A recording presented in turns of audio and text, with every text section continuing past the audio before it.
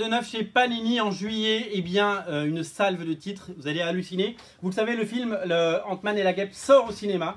Eh bien à cette occasion, l'anthologie sort aussi, Ant-Man et la Guêpe, les meilleurs épisodes, les meilleurs moments, les meilleurs titres du John Byrne notamment, autour de Ant-Man et la Guêpe. Voilà, donc des épisodes d'époques différentes, avec des dessinateurs différents, avec des scénaristes différents. Tout pour savoir, vous aimez cette collection, elle n'est pas très chère en plus, et vous aimez vraiment découvrir les personnages à travers ces collections.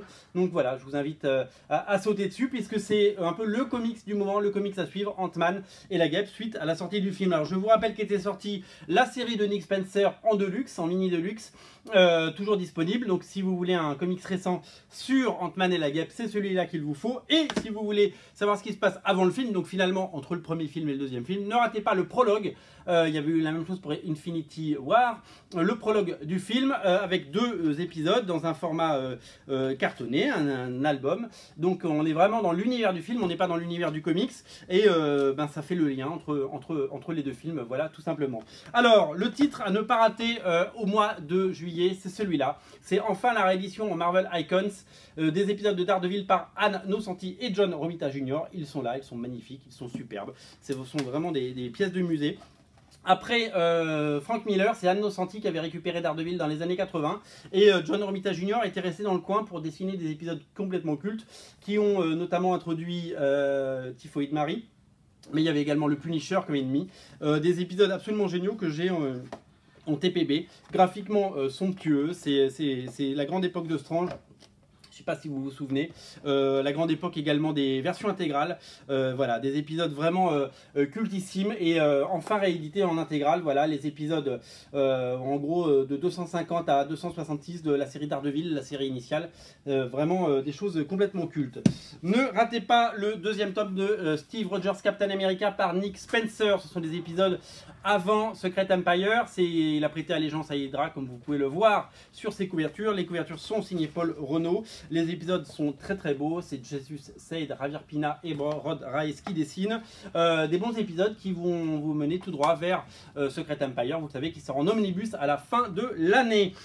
Toujours dans cette collection, enfin pas tout à fait la même, mais le même format, ne ratez pas Doctor Strange et les Sorciers Suprêmes, tome 2, les épisodes 6 à 12 de la série. C'est toujours Robbie Thompson au scénario, toujours Javier Rodriguez au dessin, accompagné de Nathan Stockman qui fait aussi un petit peu de X-Men maintenant. Voilà, donc le deuxième tome en 100% est disponible.